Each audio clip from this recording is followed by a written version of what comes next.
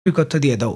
আর যদি নাগরিকত্ব না হয় অন্তত পক্ষে শরণার্থীর স্বীকৃতি দাও, যাতে করে তারা বাংলাদেশের সকল জায়গায় ঘুরে বেড়াতে পারে, ব্যবসা বাণিজ্য পরিচালনা করতে পারে। তারপরও কিন্তু আমরা রাজি হইনি। তবে এত কিছু করেও হয়তো শেষ পর্যন্ত কোনো লাভ হলো না। কারণ বাংলাদেশে অবস্থানরত যে রোহিঙ্গা রয়েছে তাদের 40% রোহিঙ্গা অলরেডি বাংলাদেশের নাগরিকত্ব পেয়ে গেছে।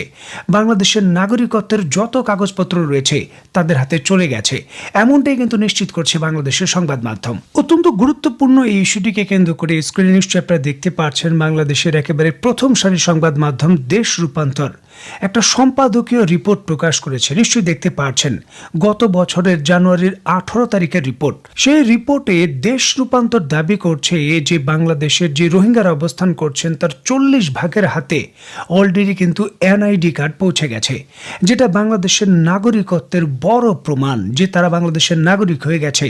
তার প্রমাণ এনআইডি কার্ড কিন্তু তারা করে নিয়েছে, যে কোনো উপায় করে নিয়েছে, তাদের হাতে পৌঁছে গেছে।